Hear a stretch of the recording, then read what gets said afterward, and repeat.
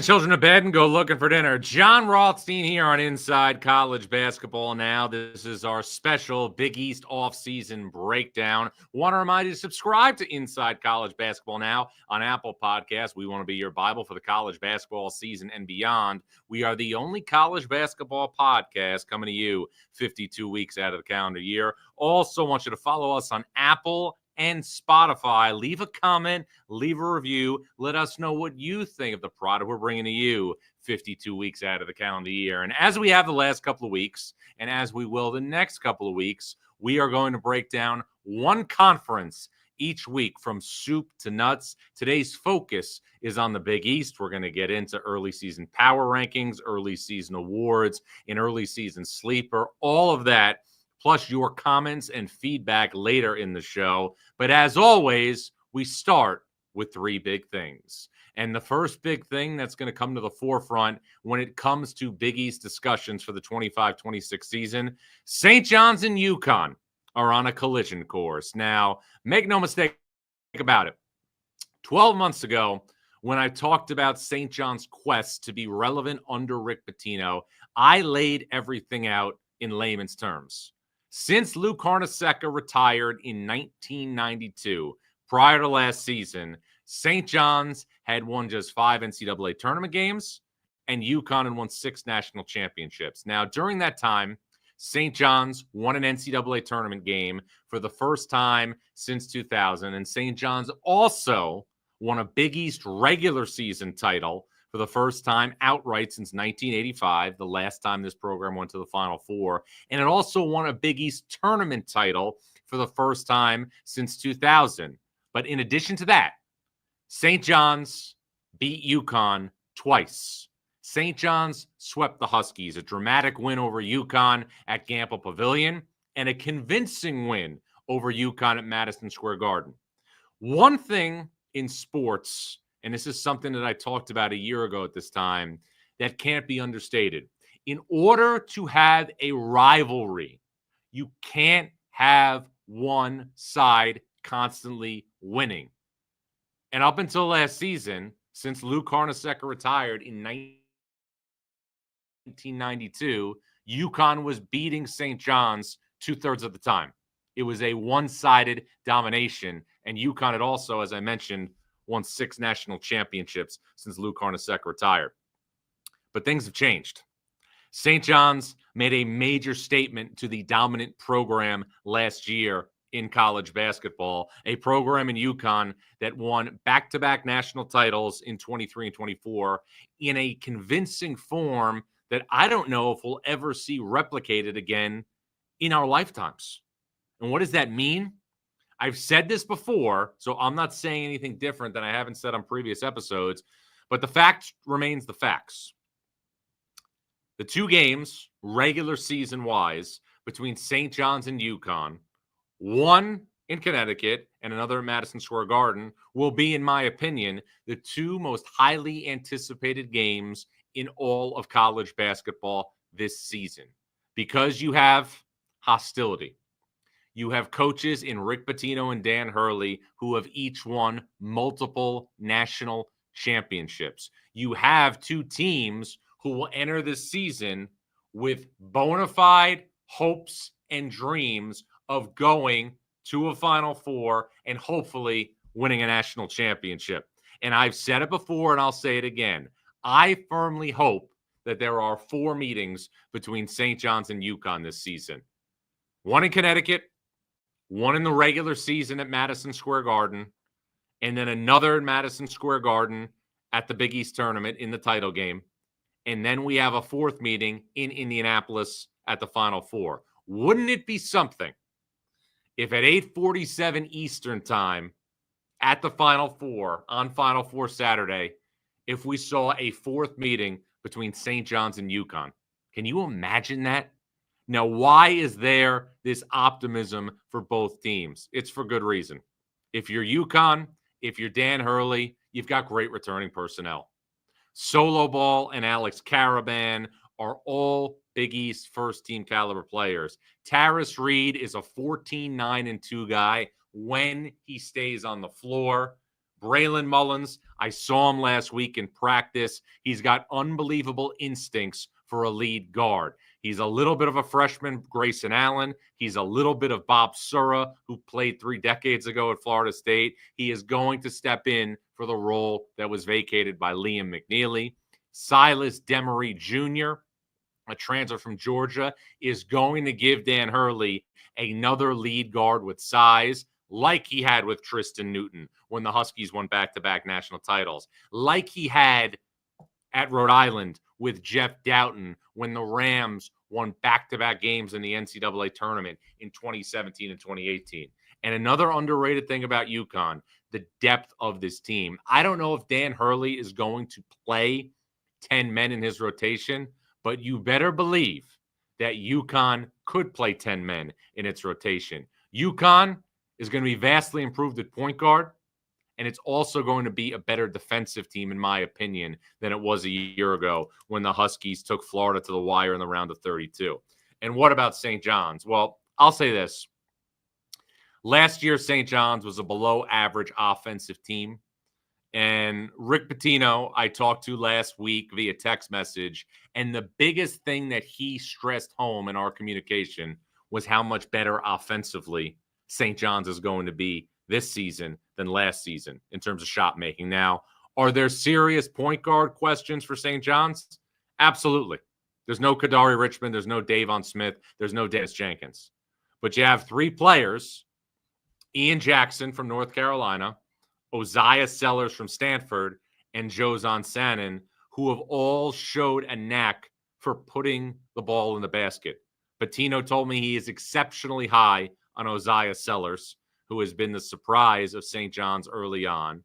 And obviously, those 3 perimeter players are going to complement a front court of Dylan Mitchell, a transfer from Cincinnati, Bryce Hopkins, a potential All-American if he's healthy, transfer from Providence, and Zuby Ejiofor, who in my opinion is going to be firmly in the mix to be the National Defensive Player of the Year. We don't know yet if St. John's will be nearly as good on defense as it was a year ago. We don't know if St. John's will have the collective chemistry that it had a year ago. But we do know this.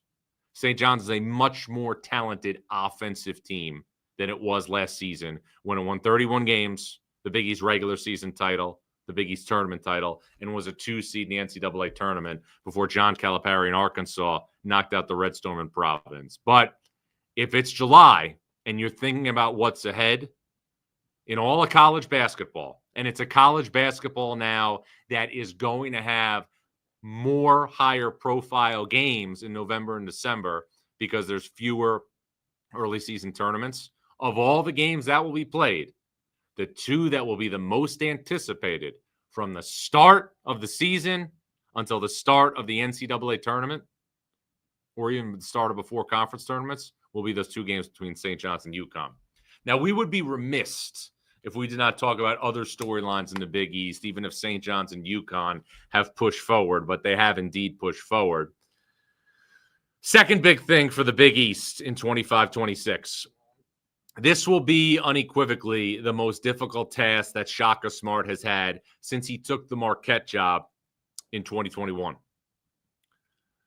Marquette is a program that under Shaka Smart has played in 4 NCAA tournaments in 4 years. Marquette is a program that has been really a symbol of consistency and excellence under Shaka Smart. He gets the job. He gets Darryl Morcell from the transfer portal. He obviously had Justin Lewis, and he went to the NCAA tournament, lost the first-round game to North Carolina. The next year, Justin Lewis, if you remember, was a fringe NBA draft process type guy. Will he stay? Will he go? Everybody thinks the season may end when Justin Lewis decides to stay in NBA draft. Shaka Smart squad, not picked high in the Big East, but wins the Big East regular season title and the Big East tournament title with Tyler Kolek, with Cam Jones, with Oso Ighodaro. That team probably doesn't get remembered at the level it should because it lost in the round of 32 to Michigan State, but a tremendous season in 2023. 2024, another really good season. One, though, that was in the NCAA tournament as a 2 seed for the second straight year. and went to the second weekend of the NCAA tournament, only to fall to Kevin Keatts and NC State as the Wolfpack went on that magical run to the Final Four. And then this past year, Marquette started out, shot out of a cannon, played great basketball, went to the NCAA tournament, cooled off a bit late, and lost in the first round to Donovan Den in New Mexico. And now Marquette loses Cam Jones, Stevie Mitchell, and David Joplin. Shaka Smart has restrained year after year from dipping into the transfer portal, and he restrained again. The question is, does Marquette have enough in its program left over to still remain at the top of the Big East? Lost Jones, lost Mitchell, lost Joplin from a team that did not win a game in the NCAA tournament. Can Chase Ross now be a first-team All-Big East caliber player? What type of a jump do we see from Royce Parham or Ben Gold? These are the million-dollar questions in Milwaukee. And I'll say this.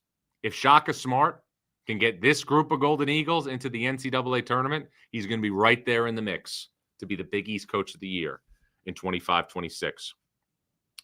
And the third big thing I want to hit on as we're looking into the Big East in 25-26, the Big East needs mileage nationally out of Villanova and Georgetown. And as we're seeing college sports morph into something completely different now, with 4 power conferences, the ACC, the Big 10, the Big 12, and the SEC, in order for the Big East to continue to be a strong presence in basketball. And I know that UConn and Villanova have won 4 of the last national championships since 2016, 4 of the last 8 or so. 16, 17, 18, 19, 21, 22, 23, 24, 25. 4 of the last 9 national championships. The Big East is going to need Villanova and Georgetown to be forces nationally for this league to remain nationally relevant. And what I mean by that is this. UConn is going to be UConn as long as Dan Hurley is the coach. He's accomplished more in the last half decade than any other coach in college basketball and did it in convincing fashion. How much longer is Rick Pitino going to coach at St. John's? How much longer is St. John's going to be able to sustain the type of commitment that we have seen from an NIL perspective? For the St. John's fan right now, it almost feels a little bit like you need to take the pictures now and put them away because it feels like this could be the last ride. Enjoy this season. This is the golden era of St. John's basketball. And then you look at Creighton. Greg McDermott is only going to coach for so many more years. I just talked about what's going on at Marquette with Shaka Smart and the challenge that lays ahead for him. In order for the Big East to continue to have a seat at the table, it needs to get mileage out of Villanova and Georgetown. Villanova has not played in the NCAA tournament since the 2022 Final Four. That was Jay Wright's last game as head coach, a loss to Kansas in the Final Four before he retired at 60 and is now a colleague of ours here at CBS. Georgetown made the NCAA tournament last in 2021. Patrick Ewing was the head coach, and the only reason that Georgetown went to the NCAA tournament that year was because it won the Big East tournament. Now, what Big East player got injured that year to open the door for Georgetown to win the Big East tournament? Colin Gillespie at Villanova. All-American guard. If that doesn't happen, Georgetown likely doesn't win the Big East tournament. When was Georgetown last in the NCAA tournament with an at-large bid? 2015, 10 years ago. The Big East needs Villanova and Georgetown to be nationally relevant. Ed Cooley, I'm sure, thought that he was going to have Thomas Sorber for more than 1 year. He didn't. Without him, Georgetown to me looks like a good defensive team. Don't know if they can score enough. With Thomas Sorber, I'd have him in the top 25. Without him, somewhere between 40 and 50. How good is Villanova going to be in year one under Kevin Willard, taking over for Kyle Neptune? I'm going to go see him practice tomorrow. Stay tuned to social media for my thoughts, but they don't have Eric Dixon. They don't have Wooga Poplar. Kevin Willard's been an outstanding coach at both Seton Hall and Maryland, led the Terps to the Sweet 16 last year, but is that roster going to be enough to finish in the top 4 or 5 of the Big East? Remember, this is only July.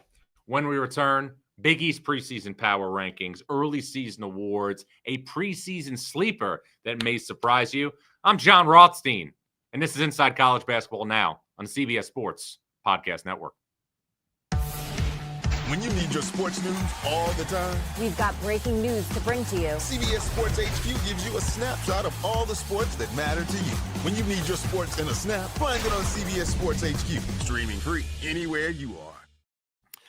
John Rothstein back here on Inside College Basketball Now. I want to remind you to subscribe to Inside College Basketball Now on Apple Podcasts. We want to be your Bible for the college basketball season and beyond. We are the only college basketball podcast coming to you 52 weeks out of the calendar year. Also, I want to remind you to follow us on Apple and Spotify. Leave us a comment. Leave us a review. Let us know what you think of the product we're bringing to you 52 weeks out of the calendar year. All right, Big East preseason power rankings. I've got St. John's in the one hole. I went through their roster earlier. I think that the talent is too overbearing to not pick them first overall. And I don't know if St. John's is going to have the best team in college basketball, but I will say this. St. John's will enter the 25-26 season with the most talented roster in the sport. Jackson, Sellers, Sannon, Hopkins, and Ejiofor all make up a projected starting lineup that doesn't include Dylan Mitchell, who, again, started his career at Texas, was at Cincinnati last year. And I want everybody to pay close attention to Ian Jackson because of all the players on this team, this kid, the player from North Carolina who averaged just under 10 points per game last year as a freshman, has the highest ceiling. And I was doing some things with my fine-tooth comb over the weekend. In games last season where Ian Jackson played 25 minutes or more, he averaged 18 points per game. This kid is a gamer. It's going to be interesting to see how he develops at the point of attack for the Red Storm in 25-26. In the 2 spot, it's obviously UConn. I'm a big fan of the addition of Silas Demery. I'm a big fan of Braylon Mullins. I think Solo Ball's production last year is going under the radar nationally. This guy shot better than 40% from three, just around there, made 99 three-point shots. He didn't take a nibble and get better as a sophomore. He took a gargantuan bite. UConn's in the 2 spot. At 3, got to go with Greg McDermott and Creighton. A couple of transfers from Iowa, Josh Dix and Owen Freeman, should play major roles in Creighton's system. Greg McDermott, I know, is also bullish on a big jump from Jackson McAndrew. Creighton has added other players as well that should play nicely via the transfer portal. Blake Harper from Howard is one. Fedor Zugic is also back, so is Ty Davis. There's enough left over. I don't want to leave out Jason Green as well for Creighton to be a team that, again, returns to the NCAA tournament. In the 4 spot, you're looking at Marquette. I talked about them at the top. A lot of commodities that you're familiar with. There's just also a lot of commodities that maybe you don't know are good enough to keep this team in the top 4 or 5 of the Big East. If you're projecting a lineup right now for Marquette, Sean Jones, who didn't play last year due to a knee injury, is going to be at the point. Zayd Lowry, Chase Ross, Royce Parham, and Ben Gold. Demarius Owens, Trey Norman, Keegan Hamilton, all veteran guys who played a lot.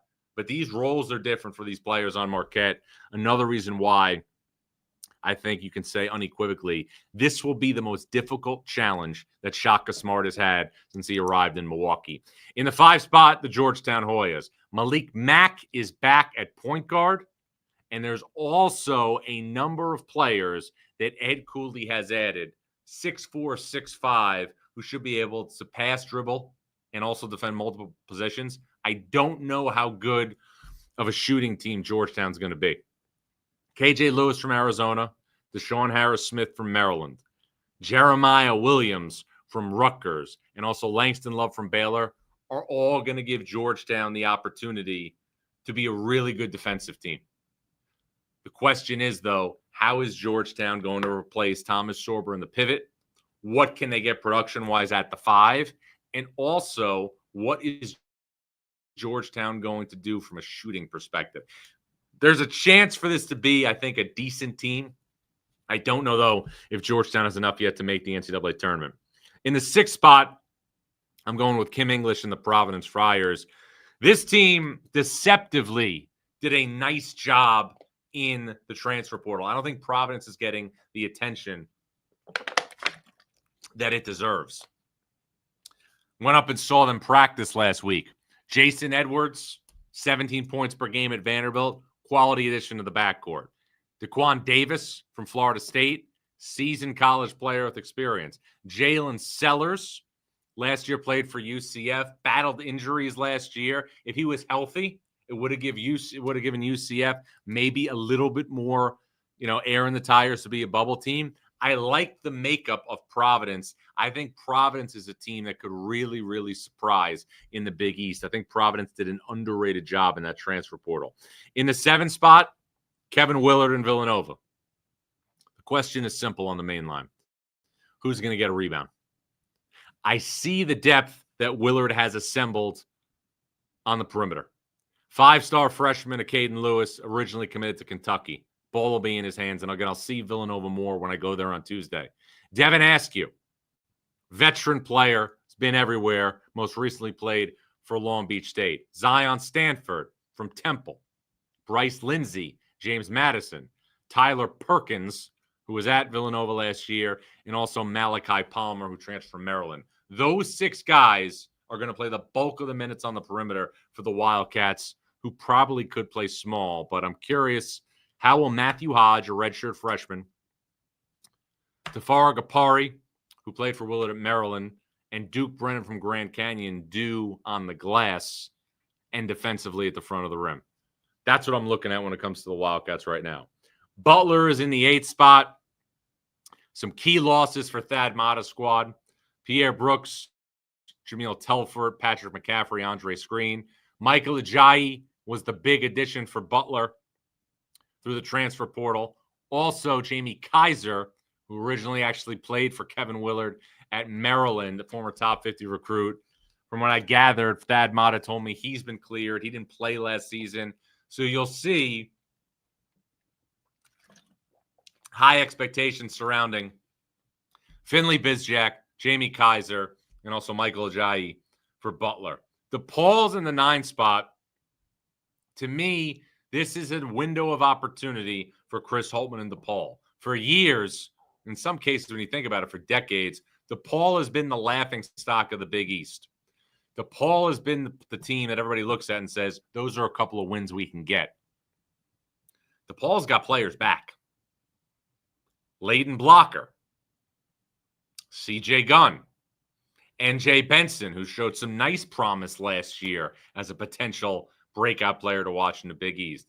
I think the door is open for Chris Holtmann to move DePaul into the 8-9 range of the Big East. There is a little bit of a glimmer of hope for DePaul, who has really struggled for years in the Big East,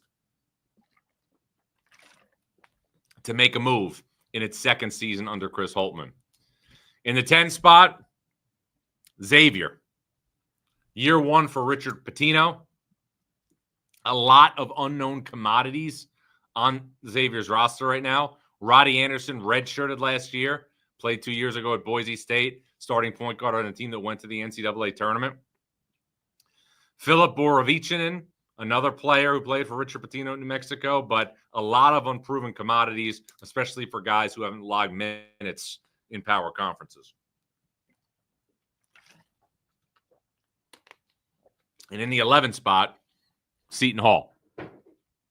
Seton Hall won 7 games a year ago. Seton Hall's administration was profoundly talking about how they were going to be equipped to have a better roster for the 25-26 season. I don't know, at least on paper, if we can say that right now. Seton Hall lost Isaiah Coleman to Oklahoma State. It also lost Scotty Middleton, Dylan Adaiwusu, who had exhausted his eligibility. I don't know if we can say that Seton Hall has a better roster than it did last year. Seton Hall, not just in my poll, I also believe in the Big East preseason poll, will be picked to finish last in the Big East. And you have to start asking yourself questions now.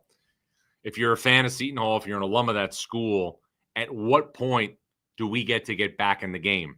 Because 2 years ago, you had a team under Shaheen Holloway who should have been in the NCAA tournament and was left out on Selection Sunday. That team, you have to remember, was one of 3 teams to beat UConn when the Huskies went 37-3 and won the 2024 national championship. My all Big East preseason first team, Zuby Ejiofor from St. John's, Owen Freeman from Creighton, Bryce Hopkins from St. John's, Alex Caravan from UConn, and Solo Ball from UConn. No real surprises. If you're not that familiar with Owen Freeman, he was a 17-7 guy at Iowa. But you're seeing 2 programs, St. John's and UConn, dominate 80% of my all Big East preseason first team. My Big East preseason player of the year is going to be Zuby Ejiofor, a guy who was a linchpin for the Red Storm defensively on last year's team that won 31 games and was a 2 seed in the NCAA tournament. And I don't want to, gloss over this because I've talked about it before. But Bryce Hopkins, if he's healthy and he is producing at a high level, he is not just a Big East Player of the Year candidate. He's an All-American candidate. Because you have to remember, when he was healthy at Providence and producing at Providence, he was 16 points and 9 rebounds. He was rolling out of bed and he was getting 16-9, 15-9.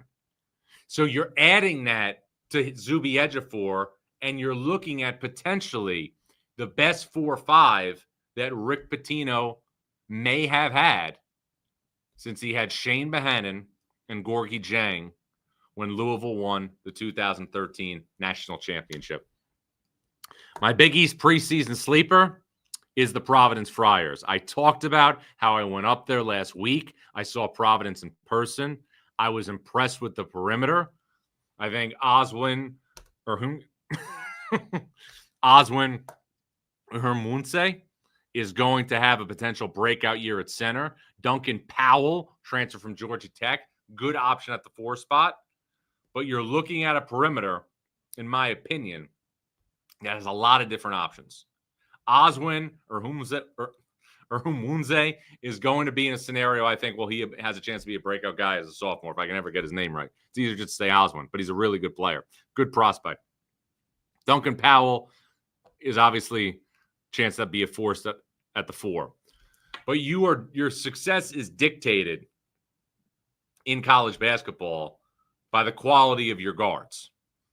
And I'm looking at the front court, and I see, okay, Duncan Powell, Cole Hargrove, transfer from Drexel, Oswin at the 5. I think Providence has enough to be good up front. And then you look at the perimeter. Jason Edwards, Daquan Davis, Corey Floyd, proud veteran, Rich Barron, proud veteran, Ryan Mila, Jalen Sellers. There's enough for Providence, in my opinion, to be a bubble team and be in the mix for an NCAA tournament berth. Want to get your thoughts on my Big East preseason projections, your thoughts on my all Big East preseason first team? I'm John Rothstein, and this is Inside College Basketball Now on the CBS Sports Podcast Network. The crowd loves champions. Gladiator 2 is an epic spectacle. To amuse you is my only wish. The glory is yours, not mine. Very good. Gladiator 2, rated R, now streaming on Paramount+. All right, John Rothstein back here on Inside College Basketball Now. Want you to get in the chat and let me know what you think about everything. Georgetown Hoya season says, is Georgetown a tournament team? And he is going to say, is Georgetown a tournament team? I'm going to say that Georgetown right now could be a bubble team. I'm not ready to say that just now. Who is next? A lot of passionate Villanova fans right now. Ryan Kenny says, John, can Villanova make March Madness? Ryan, I'll be able to respond to that probably better in 24 hours. I think Villanova's got a chance to have a pretty deep perimeter. I don't know about the front court for the Wildcats. Next question. A lot of Villanova fans here. Fired up. Starving for an NCAA tournament berth. Mark Finkelstein says, John, will UConn remain in the Big East long term? Named consistently for other conferences. Well, Mark, this is what I'll say. When you look at what has happened, I think, when the Big 12 has tried to expand, there has been some flirtation with Gonzaga. There has been some flirtation, obviously, with UConn. Then there was a report out earlier today that Memphis tried to buy its way into the Big 12 and members didn't obviously have an interest. UConn is always going to be in a scenario where you are going to have to look at them as an attractive commodity. But realignment, and I learned this a while ago, is about football. And even though UConn is a strong basketball brand, nobody has been willing to take on UConn's football program when it comes to realignment.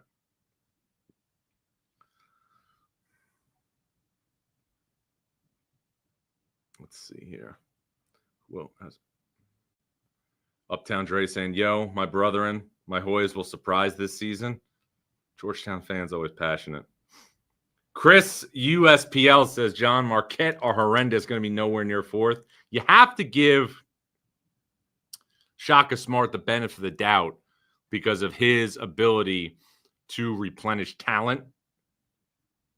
But with that said, Marquette's a little bit of a mystery right now. I'm not denying that at all. Not denying that. This guy, Ryan Kenny, is just chirping about Villanova nonstop. Carmelo Caraballo says, John, do the Friars have the roster to keep up with UConn and St. John's? I don't know if Providence is at that level, but I think Providence should enter next season with the belief of and the hope of being an NCAA tournament team. I think that's within reason. Now, Providence is going to have to do something with its non-conference games. You got 2 games at Mohegan Sun, Virginia Tech and Penn State. You're at Colorado in the start of a home and home. You go out west and you play in a tournament with TCU, Florida, and Wisconsin. You got to get something out of those games out west. That's really important for Providence. Really important. We'll wrap it on this. Ashley Quinlan says, John, how many more years do you think Rick Pitino coaches? Look, I mean, Rick Pitino is in his early 70s. If anybody could coach well into their 80s, it's Rick Pitino. I think as long as Rick Pitino, knock on wood, is physically able, he's going to coach as long as he can. I think, if you're St. John's, you have to do everything you can to make sure that he has all the resources and the infrastructure needed to win at the highest level, which the program has done with its NIL support. But this is why I'm saying, if you're the St. John's fan now, you are looking at the golden era for your program. You may never have another year, if you're a St. John's fan, like the upcoming season you're going to have with Rick Pitino as your head coach. We'll put a bow on this one when we return. John Rothstein here on Inside College Basketball Now. The most original musical ever is now streaming on Paramount Plus. I'm just giving the people what they want. Better Man absolutely sizzles from start to finish. Better Man, now streaming on Paramount Plus. John Rothstein back here on Inside College Basketball Now. Let's wrap this with 3 good Big East nuggets. 17 and 7.7. Those were the numbers in Bryce Hopkins' 3 games last year for Providence before he opted to transfer. If he does that again this year for St. John's, he'll be on an All-American watch. Meanwhile, nugget number 2, 1,206 days. That's the amount of time it's been since Villanova last played in an NCAA tournament game. That was on April 2nd, 2022 against Kansas. Final Four was the last game. Nugget number 3, 48.8%. DePaul returns 48.8% of its scoring from last season. That's second among Big East teams, only behind UConn. I've said it before, I'm going to say it again. It feels like the window is open for Chris Holtmann to take the Paul into maybe that 8-9 range in the Big East standings. We will be back later in the week with another Big East-centric episode. I'm John Rothstein. We'll be back in a couple days, same bat time, same bat channel. This was the Big East Offseason Breakdown on Inside College Basketball Now through the CBS Sports Podcast Network.